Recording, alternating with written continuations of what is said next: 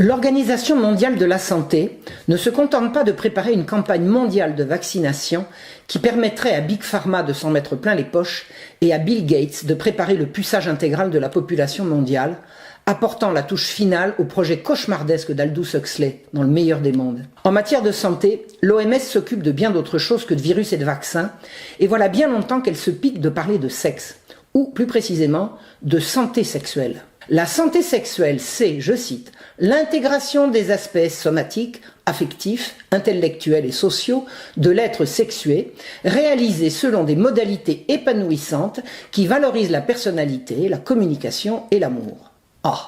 On ne voit pas bien le rapport avec la santé, mais il doit y en avoir un quand même puisqu'ils le disent. En 2002, l'OMS peaufina sa définition de la santé sexuelle. Je cite. La santé sexuelle est un état de bien-être physique, mental et social dans le domaine de la sexualité. Elle requiert une approche positive et respectueuse de la sexualité et des relations sexuelles, ainsi que la possibilité d'avoir des expériences sexuelles qui soient source de plaisir et sans risque, libres de toute coercition, discrimination ou violence. Fin de citation. Ça se précise. Il serait donc sain d'avoir des expériences sexuelles sans risque. Quel risque au fait? La violence, ça se soigne, docteur? Et c'est quoi la discrimination? Ça a un rapport avec la santé? Si l'égalité demande que tout le monde soit traité de la même manière, l'équité sait qu'il faut discriminer pour être juste. C'est en discriminant les femmes que la loi, en 1892, entendit les protéger en interdisant de les faire travailler la nuit.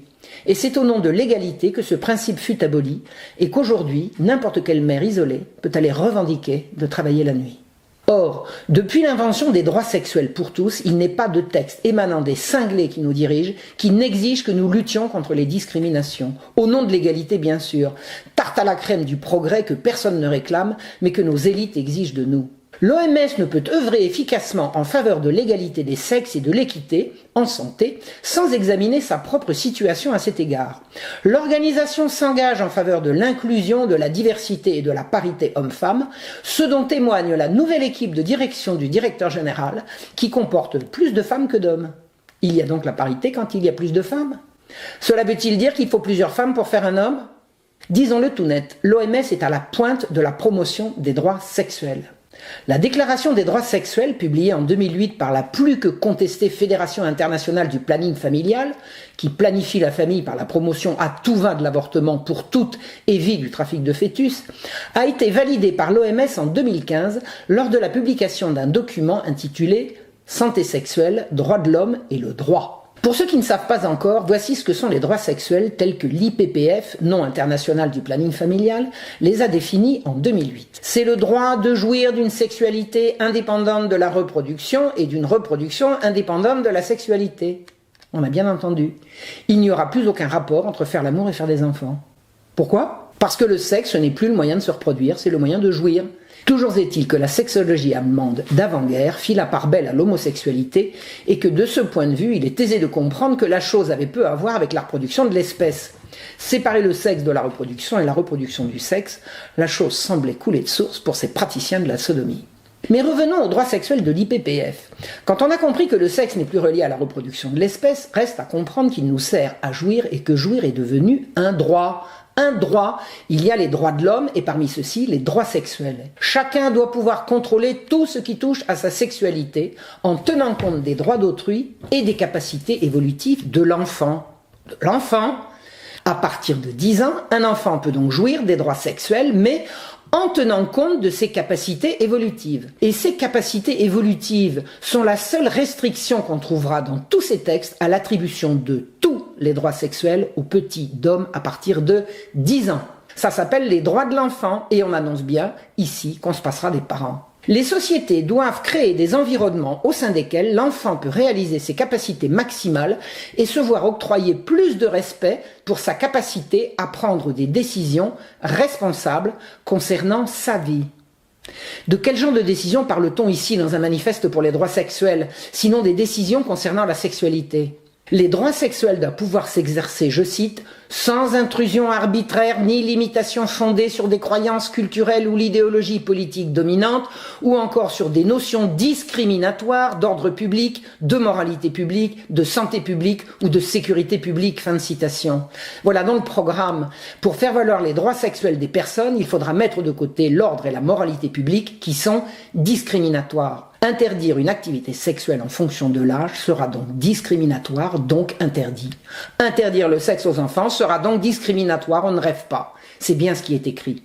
On va donc éduquer les parents à ne pas perturber les droits sexuels de leurs enfants. Donner une éducation sexuelle, notamment dans les écoles, n'est pas toujours chose aisée. La démarche rencontre souvent des résistances, motivées le plus souvent par des peurs et des préjugés. Pour être suffisamment valorisée, l'éducation sexuelle devrait devenir une branche d'examen. Une branche d'examen ? On a déjà des examens en biologie, non ? Que propose-t-on d'autre ? La masturbation, le changement de sexe, la pose de préservatif, la sodomie sans peine ?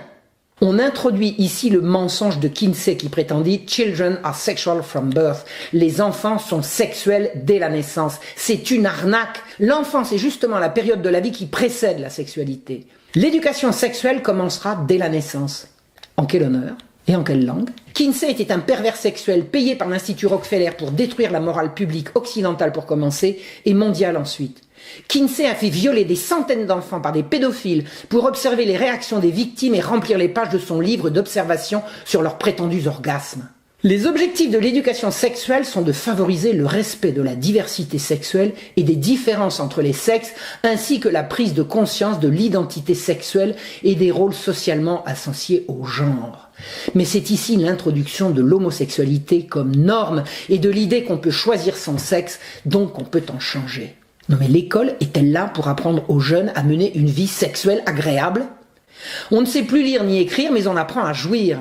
Et ça ne s'appellerait pas de la corruption de mineurs, ça. Voici ce que l'OMS préconise pour les tout-petits. Avant 4 ans, c'est-à-dire de 0 à 4 ans, on renseignera l'enfant sur la grossesse et la naissance des bébés. En quelle langue ? L'égalité entre les sexes, au berceau. Les différentes manières de devenir l'enfant d'une famille. Mais ça veut dire qu'on veut apprendre aux enfants qu'il y a autre chose que papa et maman, c'est quoi ça ? Informer l'enfant sur le plaisir et la satisfaction liés au toucher de son propre corps, la masturbation enfantine. Précoce. À présent, le programme pour les enfants âgés de 4 à 8 ans. La reproduction humaine, la consolidation de son identité sexuelle, fille ou garçon, pour le cas où ils auraient des doutes, pauvres gamins. La masturbation, le plaisir et la satisfaction à se toucher. Mais c'est en toutes lettres, je sais qu'on ne me croit pas, il faudra aller regarder. Les différentes conceptions de la famille. C'est quoi les différentes conceptions de la famille ? C'est pas l'introduction du mariage gay, ça ? Et les abus. On va parler des abus et dire que certaines personnes peuvent s'avérer violentes. Ah bon ? Abus égale violence ? Donc, s'il n'y a pas de violence, il n'y a pas d'abus. On ne serait pas en train d'introduire l'idée de consentement et de dire que s'il n'y a pas eu violence, c'est que le gosse était d'accord ? Les relations entre les personnes de même sexe et le respect des différentes normes en matière de sexualité. Eh oui, on promet donc bien ici l'homosexualité. Quoi d'autre ? J'ai le droit de dire non. C'est-à-dire, j'ai le droit de dire oui. Le respect des différentes normes en matière de sexualité. Attendez, à 5 ans. À 5 ans. La référence à la masturbation reviendra à tous les âges, de 4 ans à la sortie du lycée, âge auquel on parlera des relations sexuelles transactionnelles, autre mot pour dire prostitution. Précisons que la présidente de l'UNESCO, l'agence située à Paris, est Audrey Azoulay, qui fut ministre de la Culture de Nicolas Sarkozy et signa en 2017 un décret autorisant l'accès des mineurs aux scènes de sexe non simulées dans les salles de cinéma. La raison de cette décision ? Eh bien, cette interdiction n'est plus justifiée aujourd'hui en raison des changements de mœurs et de mentalité. Ça, c'est de la culture. Il n'y a pas si longtemps, les gens avaient un sexe et les mots un genre. Le temps change avec la théorie du genre, la théorie du même nom. Trop de jeunes, dit-on, reçoivent une éducation incomplète et fondée sur des jugements de valeur. Eh oui, les valeurs n'ont plus lieu d'être depuis que la sexualité, c'est la santé. Et pourtant, la vie sexuelle se pratique avec des valeurs. Faut-il le rappeler que la sexualité impliquant l'autre, c'est à ce titre que la morale ne saurait en être exclue. À moins qu'on ne décide, et il faudra alors le dire, de préparer un monde de prédateurs occupés à satisfaire toutes leurs pulsions au nom du droit de jouir. La sexualité va devenir immorale, amorale, et ce sera l'école qu'il fera savoir à vos chères têtes blondes sous le patronage de l'Organisation mondiale de la santé, l'OMS. Santé sexuelle, c'est liberté, et liberté, c'est avortement. Partout, tout le temps, dans tous les textes, en permanence. À chaque fois qu'il sera question de santé sexuelle, de droits sexuels, de libération des femmes, de droits des femmes, reviendra comme une scie, comme un leitmotiv obsessionnel, le droit à l'avortement. Pour toutes, partout, tout le temps. L'avortement par aspiration, l'avortement par pilule, l'avortement à l'école, à l'infirmerie, l'avortement derrière le dos des parents, et mieux, derrière le dos du mari. Le programme de l'UNESCO entend lutter contre la violence homophobe et transphobe qui perturbe, paraît-il, l'apprentissage à l'école. Au fait, comment sait-on qu'un élève est homosexuel ? On luttera contre l'homophobie, néologisme qui voue aux gémonies quiconque ne plie pas devant les diktats d'un lobby tout-puissant qui prétend lutter contre un taux de suicide des jeunes homosexuels totalement imaginaire. Dans un souci pédagogique évident, le texte dénonce l'augmentation de l'accès à une pornographie violente. Et la pornographie non violente, ça va ? Bande de malades. On leur fera identifier des valeurs importantes que sont l'égalité, le respect et la tolérance. Mais importantes pour qui ? C'est 100% idéologique, l'école n'est pas là pour ça. On leur apprend qu'il existe des touchés corrects et des touchés non corrects et on leur demande de les lister. À 5 ans. Les enfants devront pouvoir affirmer que des gens montrent leur amour pour les autres de différentes façons, comme par les baisers, les câlins et parfois des attitudes sexuelles. De quoi parle-t-on ? D'attitudes sexuelles à des gosses de 5 ans ? Mais il y a une confusion totale. Essaye-t-on ici de dire qu'en ayant une attitude sexuelle, on montre son amour ? Les enfants n'ont pas à prendre des décisions, ce sont les parents qui le font. On sape ici l'autorité parentale à partir de 9 ans. Les parents ne sont plus là que pour conseiller. Les parents ne pourront plus s'opposer à une relation sexuelle de leur enfant avec qui que ce soit si l'enfant l'a décidé. Et l'autorité ? Elle a disparu. On va discuter des relations sexuelles transactionnelles. C'est bien le nouveau mot pour prostitution, non ? On pourra dire non à la putophobie, reconnaissance du travail sexuel. Ils ont 12 ans. On dit ici que faire la pute, c'est risqué, la pute ou le pute au demeurant. Sous-entendu, si vous prenez suffisamment de précautions, allez-y. Mais c'est pas de la corruption de mineurs, ça. La grossesse est définitivement présentée comme un risque, comme un mal. C'est la validation de la sexualité comme source de plaisir et non transmission de la vie. Le droit à l'adoption sous-tend le trafic d'enfants. L'ouverture à la GPA et la PMA, c'est l'arrachage des enfants aux familles, pas dans la norme. C'est ce qu'on a vu faire en Angleterre et en Europe du Nord. C'est ce qu'on voit de plus en plus apparaître en France. C'est l'horreur absolue. Voilà ce qu'affirme l'OMS en 2015 dans son guide dont l'élaboration a été financée notamment par l'Open Society de George Soros. Les parents tuteurs peuvent envoyer leurs enfants dans une école de leur choix avec des approches éducatives religieuses ou autres, mais les écoles elles-mêmes sont soumises à une réglementation par le droit national, notamment en ce qui concerne la fourniture d'une éducation sexuelle obligatoire.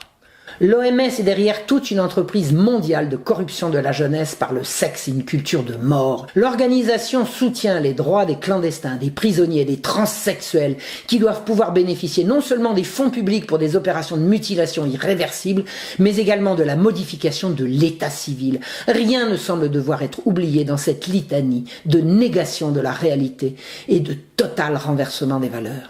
C'est l'OMS qui, le 11 mars 2020, a qualifié de pandémie l'apparition de la Covid-19, déclenchant par le monde une réaction de panique et une atteinte sans précédent à la liberté des peuples. Quantité d'avis de médecins de par le monde nous permettent de comprendre qu'il s'agit, en interdisant l'accès aux médicaments traditionnels et bon marché qui ont montré leur efficacité, d'une gigantesque escroquerie destinée à promouvoir la vaccination de masse et le programme de puçage des populations. L'OMS n'est plus, s'il a jamais été, un organisme indépendant soucieux de santé publique, mais le bras omniprésent d'une politique criminelle promue par Bill Gates, l'ami de Jeffrey Epstein, et ce qu'on appelle désormais Big Pharma. L'OMS, organisation devenue totalement illégitime par son financement quasi privé et qui promeut partout la corruption des mineurs et la destruction de l'enfance et de la famille. Réveillez-vous.